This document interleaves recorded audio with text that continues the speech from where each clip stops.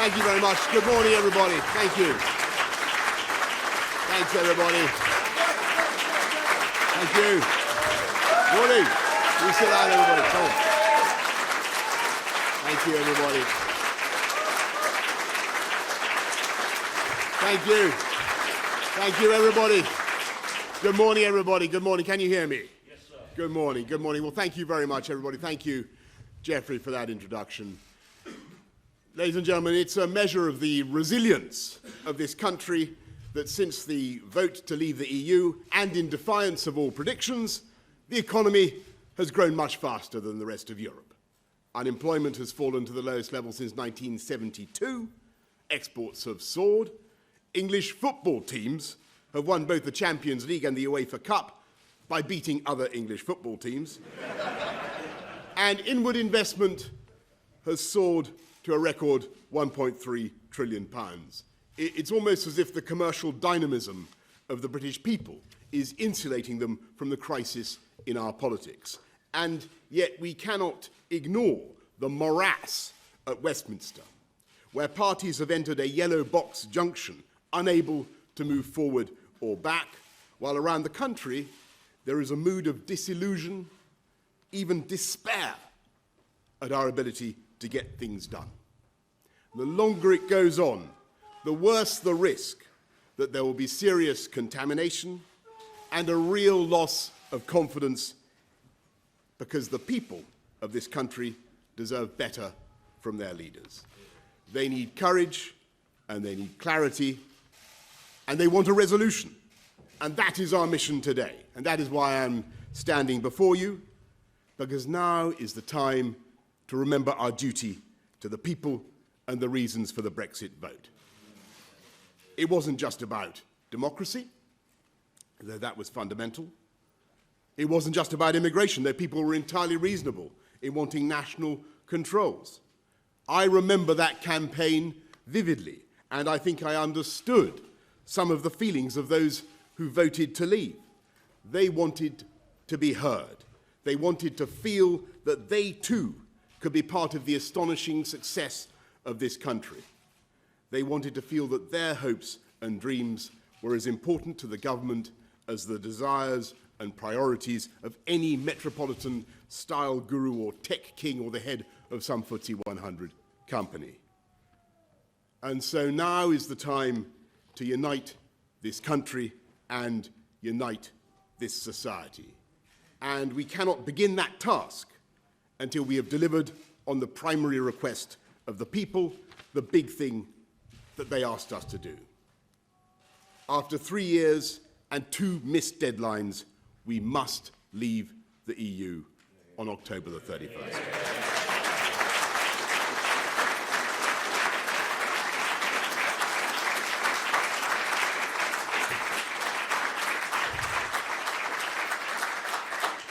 And we must do better than the current withdrawal agreement that has been rejected 3 times by Parliament. And let me clear that I am not aiming for a no-deal outcome.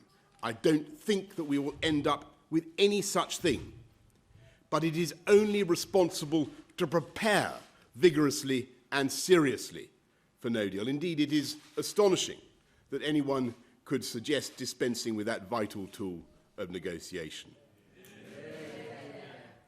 I think this is a great country, and that we are more than capable of rising to the challenge. And it's only by preparing and raising awareness of what no deal might entail that we will ensure that we do not resort to that option. It's only if we have the guts and the courage to get ready for it that we will carry any conviction in Brussels and get the deal we need. Because they don't want no deal any more than I do. And we will simply not get a result if we give the impression that we want to go on kicking the can down the road with yet more delay. Delay means defeat. Delay means Corbyn. Kick the can again, and we kick the bucket. With every week and month that goes by in which we fail to deliver on our promise, I'm afraid we will further alienate not just our natural supporters, driving them into the arms of insurgent parties, but anyone who believes that politicians should deliver on their promises. The paradox is that we have not allayed the divisions in our society by failing to deliver the outcome which millions voted for. We've not eased the tensions with delay. We've made them worse, and we risk making them worse again. And so when we come up with that better deal, I think there will be a sense of overwhelming relief as Brexit finally leaves the front pages and becomes a debate about how to get the best possible free trade deal in Brussels. And then there will be the chance to concentrate on the Britain that we can create for everyone. It's an extraordinary fact that the United Kingdom is forecast in our lifetimes to go neck and neck with Germany as the largest and most prosperous economy in Europe, with a lead in so many of the cutting-edge industries: tech, academia, battery technology, turbine design, that is enabling us to be world leaders in clean power and environmental protection. And yet, if I may be permitted to use a metaphor based on the internal combustion engine, we are somehow achieving Grand Prix speeds, but without firing on all cylinders. We all know there is a huge gulf in the prosperity between London and the South East, the most productive region in the whole of Europe, and the rest of the UK. And so, if we are to respond to that profound message of the Brexit vote, if we are to unite our country and unite our society, then we must fight now for those who feel left behind. We need now to level up, not to neglect our capital, of course not, but to put in the infrastructure that will lift every region: Northern Powerhouse Rail, proper connectivity in the West Midlands. It is absurd that Spain should have 80% coverage of fibre optic broadband against only 7% in this country. Madness that Leeds should be the largest city in Europe with no metro rail system. We must end the injustice of our education funding gap, both in primary and secondary schools, giving young people everywhere the same tools and the same freedom and the same confidence to succeed, and do more to fund our amazing FE colleges that have been too often forgotten. Because it should be our fundamental moral purpose as a government to bridge not just the wealth gap, not just the productivity gap, but the opportunity gap between one part of the UK and another. And I know we can do it. I know we can unite our country and our society, because I have seen and used exactly those tools to help to unite our capital, the greatest city on earth. When I became mayor 11 years ago, we had 4 of the 6 poorest boroughs in the UK. When I left office after 2 terms, we had none of the bottom 20. And although everybody's life expectancy had risen, it was among the poorest quartile that the gains had been fastest. And what was the method by which we brought the city together? We made fantastic investments in affordable mass transit so that people on modest incomes could live near their place of work. We outbuilt labour with more than 100,000 affordable homes. We massively expanded the London living wage, a policy that was then adopted by the national government. We cut the murder rate by 50%, cut road traffic fatalities by 50%. And when you consider that those calamities fall disproportionately on poorer families, you can see that everything we did was driven by a desire for social justice and promoted that outcome. And yet, of course, at the same time, we defended and championed the businesses and wealth creators who make those investments possible. And there was a long period when I was just about the only politician who was willing to stick up for financial services, even though they produce about £70 billion in tax for our economy. And I did it because that is the symmetry at the heart of modern conservatism. We can fight for the teachers and the nurses and the firemen and the armed service personnel and the police precisely because we are willing to encourage the tech wizards and the shopkeepers and the taxi drivers and, yes, the bankers as well. And we enable the extraordinary success of our private sector with a strong, committed, passionate, well-funded public sector. It's that synergy, that symbiosis, that sizzling syzygy that is so fertile in generating further economic growth. And that is the formula That is the way we will bridge the opportunity gap and bring the country together, responding to the mighty plea of the majority of our people for fundamental change on the 23rd of June 2016. So that no town, no community, no person feels left behind. And that is the way we will reknit the bonds of this amazing country. And in everything we do, we will seek to strengthen the union of our four nations, that invincible quartet, the awesome foursome that makes up the UK, the world's soft power superpower. And I've seen across the world, in our armed forces, in our diplomacy, our sheer cultural impact, how we are so much more than the sum of our parts. Our friends abroad don't think of England or Scotland or Wales or Northern Ireland. They think of all the values that are expressed by that union flag: economic and political freedom, democracy, free speech, human rights, a passionate determination to campaign for the protection of the natural world, female education. That's what they know the United Kingdom stands for, and they admire it deeply. And over the last few years, I've seen in our friends the desire for this country to recover its confidence and self-belief. And the curious thing is that very often it's been our friends and partners who have shown more confidence in this country than we have ourselves. It's time to end this debilitating uncertainty, to end the doubts and division with clarity and decision. And that is why I believe I'm the right person to take this country forward. And I'm proud and humbled to have the support of so many of my parliamentary friends and colleagues here today, and indeed represented my former team in City Hall.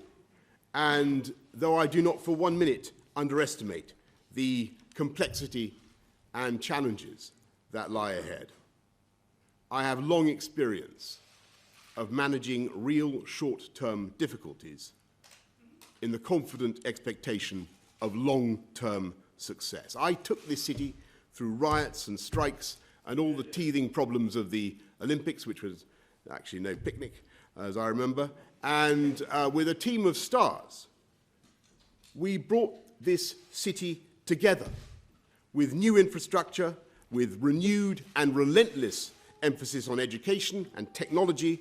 We shrank that opportunity gap.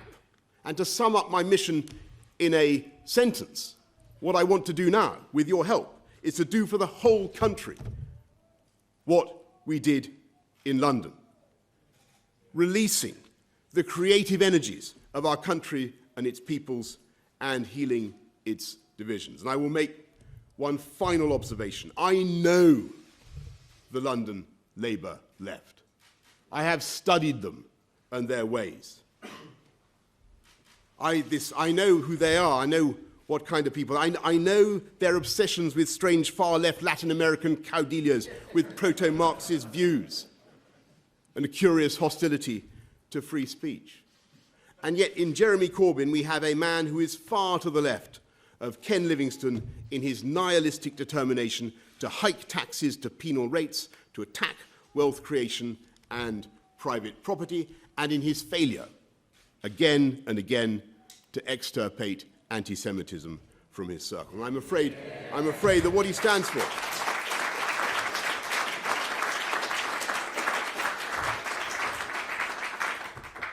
and I'm afraid that he and what he stands for are a real threat to our fundamental values and our way of life.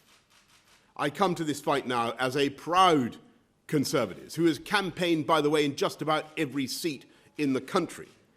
And I believe in the innate decency of our country, in its genius, and in its hard-won freedoms. I believe in setting people free by equipping them with the education to achieve their dreams.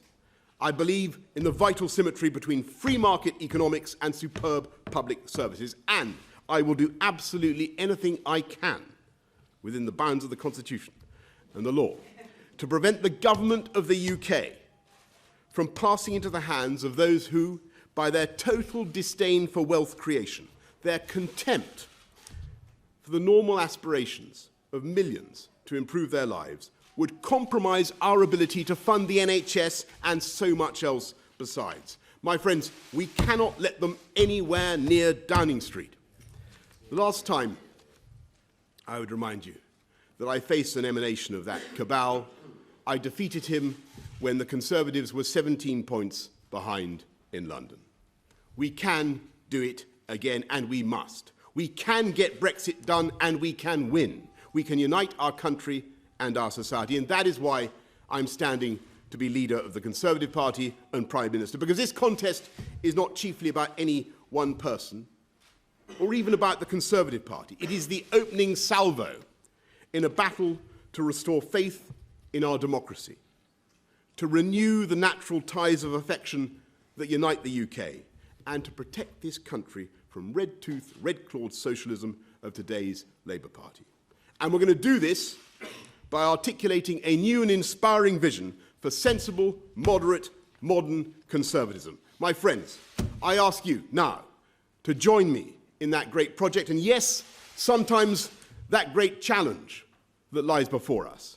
But with your help, and with the help of the British people, we will succeed, and the whole country will win.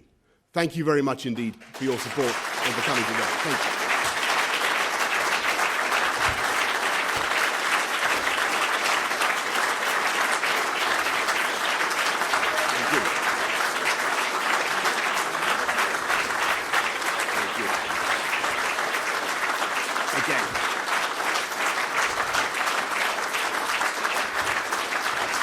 Thank you, everybody.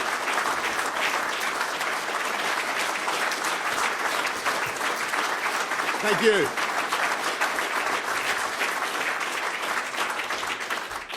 Thank you very much, everybody. I'm told we're going to have 6 questions from representatives of the media. Well, that's a huge number, and I'm going to go first of all to Laura Koonsberg of the BBC, and then I'm going to go to Beth Rigby. Laura. Thank you very much. Mr. Johnson, you suggested that Brexit would be a straightforward win-win, and actually it's been a chaotic mess. As Foreign Secretary, you offended people at home and abroad. You have a reputation for being cavalier with vital detail, and already in this campaign you're telling some supporters you'll do everything to avoid leaving the EU without a deal, and others that you gladly would do that. It's a simple question. If you want to be Prime Minister, can the country trust you? Well, yes, of course, Laura. And the answer, I think, perhaps in that great minestrone of observations, as one substantive question, which was that one crouton I picked up, which was that you think that I've been somehow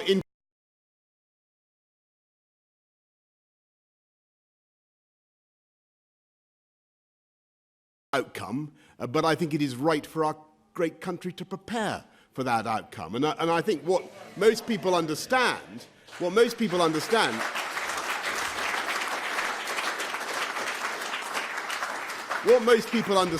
that the best way to avoid a no-deal outcome, the best way to avoid a disorderly Brexit of any kind, is to make the preparations now that will enable us to leave in a managed way if we have to. But above all, if we make the preparations now, we will carry the conviction with our friends and partners that we are indeed able to make such an exit if we really have to, if we are dead, if we are moved, if we have to go down that route, which would be, of course, a last resort, not something that anybody desires as their first option. But if we have to go down that route, then the best way to avoid it is, of course, to prepare for it, and to be absolutely clear to our friends and partners that we're willing to do it. And that is the way that we will get a deal that I think will be sensible in the interests of both sides of the Channel. And I want to stress that we will, the team that I hope to build will hit the ground running, and we will engage in the friendliest possible way with our colleagues over the Channel. And I think they will rapidly come to see that they have a new government with a new mandate, a new earnestness, a new determination to get things done, a new optimism and a new confidence about what Britain can do. And I think they will respond to that. And I think there will be a symmetrical enthusiasm on the other side of the channel about getting this thing done and moving forward. Because it isn't good either for the UK or for our friends and partners to continue with this kind of uncertainty. And so that is why I think it is important to be robust and to be determined and to be committed now to preparations for no deal. And I think that the British people, having been told for so many years that they're incapable, 3 years, that they're incapable of going down that route, will respond to that challenge. They will rise to it, and we will get there. Beth. Thank you, Mr. Johnson. Mr. Johnson, you brandish your Brexit credentials, but many of your colleagues worry about your character. Your Foreign Office... My parrot? Your character. Oh, sorry. Your character. Your former Foreign Office colleague, Alistair Burt, said your description of the PM's plan as a suicide vest wrapped around Britain was, quote, outrageous, inappropriate and hurtful. He said this language had to stop, but it doesn't stop. You brought shame on your party when you described veiled Muslim women as letterboxes and bank robbers. People who have worked closely with you do not think you're fit to be Prime Minister. Well, Beth, I'm delighted that many of my former colleagues seem to dissent from that view. But nonetheless, I want to make a general point. You've asked a fair question, Beth, and a good question. I want to make a general point about the way I do things and the way and the language I use. Because of course, occasionally some plaster comes off the ceiling as a result of a phrase I may have used, or indeed as a result of the way that phrase has been wrenched out of context and interpreted by those who wish, for reasons of their own, to caricature my views. But I think it is vital that we as politicians remember that one of the reasons why the public feels alienated now from us all as a breed of politicians is because too often they feel we are muffling and veiling our language, if I might put it that way. Not speaking as we find, covering everything up in bureaucratic platitudes, when what they want to hear is what we genuinely think. And if sometimes in the course of trying to get across what I genuinely think, I use phrases and language that have caused offence, of course I'm sorry for the offence that I have caused, but I will continue to speak as directly as I can, because that is what I think the British public want to hear.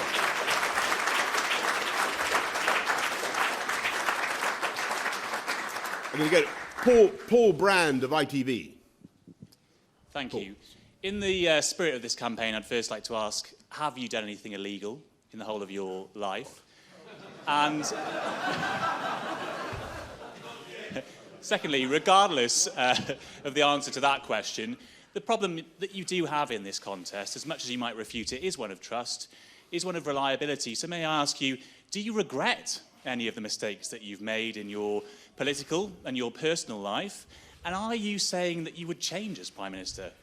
Well, have I ever done... Excellent questions.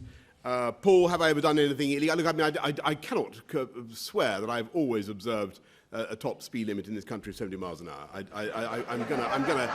I would not want to be put on, catechise you closely on that. On your general question about... this is the key issue here. Do I do what I promise I'm going to do as a politician? Yes. That is the issue. That's the issue that you legitimately raise, Paul. And the answer to that is yes. You look at what we did in City Hall. We said we would do X.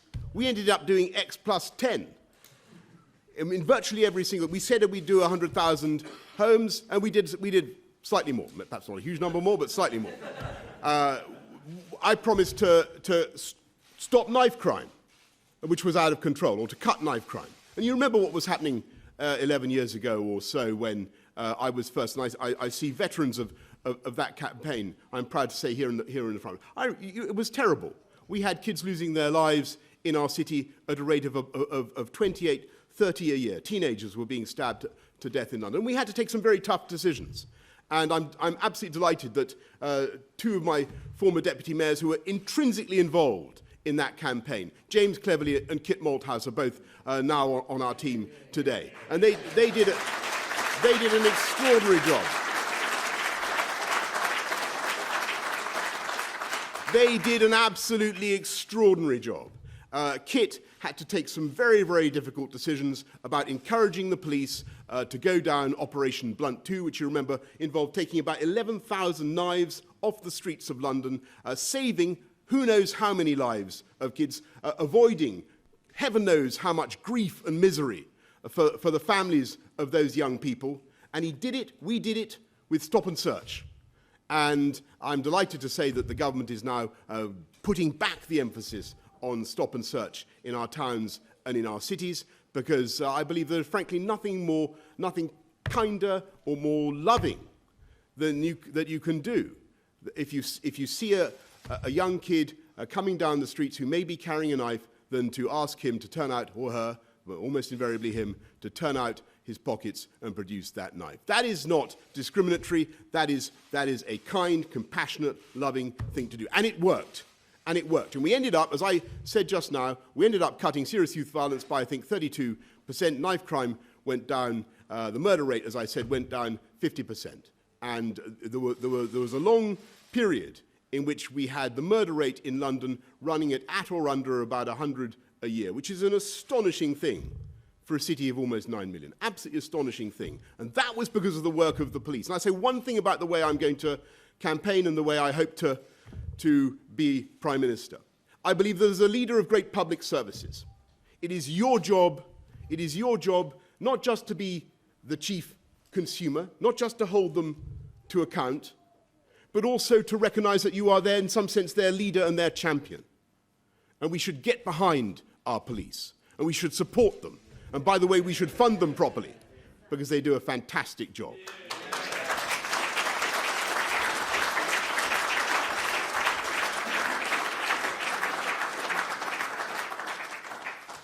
I'm going to go to Jason Groves of the Daily Mail. Is he here? Thank you. Can we sort out this drugs question, which seems to have bedeviled this campaign so far? You told GQ some years ago now, when asked whether you'd taken cocaine, yes, I tried it at university, and I remember it vividly, and asked whether the drug had actually gone up your nose. You said, yes, it must have done, but it didn't do much for me. Were you telling the truth then, and do you regret the fact that you took a Class A drug? Well, I think the canonical account of this event when I was 19 has appeared many, many times, and I think what most people in this country really want us to focus on in this campaign, if I may say so, is what we can do for them and what our plans are for this great country of ours. And I think that the prospectus that I'm setting out this morning of solid modern conservatism, of a one-nation vision, championing the wealth-creating sector of our country, extolling the merits, and I don't think we've done it enough over the last few years, extolling the merits of free market capitalism. Yes, I'm going to use that word, extolling the merits of free market capitalism, because we believe that that is the way to support the poorest and the neediest in society. That is at the core of what we're trying to do. That is a message that I don't think people have heard enough in the last few years. I'm absolutely determined to make it the core of my campaign, and all the rest of it, frankly, is, I think, in danger of blowing us off track. Let's focus on what conservatism is. Let's focus on what conservatives can do.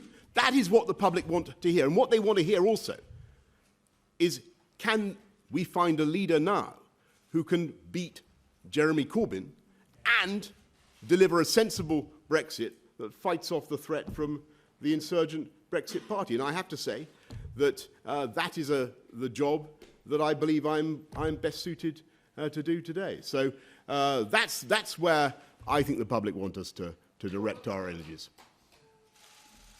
I'm going to go now to George Barker of the Financial Times, or Mon Journal Préféré, as Jacques Delors used to say. Very gentil. Thank you. I'm sure he did. Thank you, Mr. Johnson. just wondered if I could ask you, you mentioned earlier about some of your phraseology has a tendency to blow the plaster off the ceilings. Could I ask you, I won't use the word because this press conference is being broadcast live, but you famously said F business. I wonder what you would say to FT readers who are concerned that that's off-the-cuff comment might turn out to be official policy should you become Prime Minister. What exactly did you mean when you said F business? Well, George, first of all, I want to say I genuinely do love the Financial Times, and I have your app, and I read your work literally every day. Everybody, I think, if you look at my record as a campaigner, as a politician, I don't think there is anybody in the modern Conservative Party who can be honestly said to have done more to stick up for business, even in the toughest of times. And I just, it was after the. After the crash, I remember vividly there was an absolute feeding frenzy in 2008. There was a feeding frenzy on financial services in London. Everybody said that we should allow the bankers all to depart to Zurich and New York and Singapore and all the rest of it, and good riddance. And I thought that was a disastrous approach. And our fantastic city and this UK economy benefits from hard-working people, and they're not all, by the way, on massive incomes in financial services. Don't forget that. There are probably 500,000 people in this city who depend on financial services, but they're not all on massive incomes. Financial services put bread on the table for people on modest incomes across London, across the UK. And I will stick up for them. I will stick up for every business in this country. And when I was Foreign Secretary, I might say, I spent much of my time trying to sell this or that. I'm glad to see my friend Michael Fallon there, because he and I will know what it's like flying around the world. One of the most important things you have to do as a government minister, and Pretty and Ian, others will know, you have to sell the UK abroad. And I can tell you that if I'm lucky enough to become our leader and Prime Minister, there will be no more enthusiastic, committed champion and salesperson, sort of take of accuracy, salesman of the UK. That is the mission. Last question goes to Heather Stewart of The Guardian.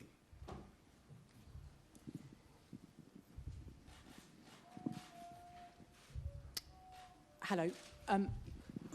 You've promised against day to exit the EU on the 31st of October with or without a deal. But Brussels may not be as susceptible to your charms as you hope, and MPs are already moving to block a no-deal exit. What then? And will you commit now to resign if you fail to meet that 31st of October deadline? I understand. Of course I understand that colleagues in Parliament have very strong views, but our job is to engage with everybody and just to point out that the real existential threat that I now think faces both major parties if we fail to get this thing done. And I think that in the end, maturity and a sense of duty will prevail, and I think it will be very difficult in the end for colleagues in Parliament to obstruct the will of the people and simply to block Brexit. Because, we asked the people, we put the question out to them, and in a sense it was absolutely right to do so, because the issue of membership of the European Union does go fundamentally to people's sense of what their future is, what their identity is, where they see themselves in the future. It was right to ask the British people. They returned a very clear answer by a substantial majority. Parliament voted overwhelmingly to trigger Article 50 and get this thing done. I think that if we now block it as collectively as parliamentarians, we will reap the whirlwind, and we will face mortal retribution from the electorate. And I just say to our friends and colleagues, let's come together and get this thing done. And in Brussels, they will have a government, as I say, that will be inspired with a new vigour, a new confidence, a new optimism about what we can do, but also total conviction about the way forward and and how to get it done. And I think that we will get results. I'm not going to pretend to you now that everything will be plain sailing. There will be difficulties and there may be bumps in the road, but my team will hit the ground running. We will have a fantastic team, and we will work flat out between now and October the 31st, and I think we will get the result that the country needs. A sensible, orderly Brexit that allows this country to flourish as a great independent nation, but also that builds a new partnership with our friends across the Channel. If I think there's been one failing in our, there have been several, but there's been one failing I'd single out in the last 3 years, is we haven't made enough of that future partnership and the benefits that it will bring to both sides of the Channel. And there hasn't been enough about what we can do to promote a new sense of Europeanism and a new conservative sense of Europeanism. And we were the party that took the UK into what was then the common market. It then evolved in a way that was very, very much against what had been initially promised to the people. But we can still have a fantastic, intense, intimate relationship with our friends and partners overseas. Of course we can. And we should do that. And one of the tragedies of our 45 years, or however long it is now, of membership, is that some of the bilateral relations have actually not developed in the way that they could have done. And teaching of French, German in our schools has actually declined, paradoxically, rather than increased. Now's the time, not just to to come out of the European Union, but actually to intensify our trading relationships, our friendships, our partnerships with those European nations. And we can do that. And that should be the ambition of Conservatives as well. Anyway, folks, I'm going to thank you very much for your time. Thank you.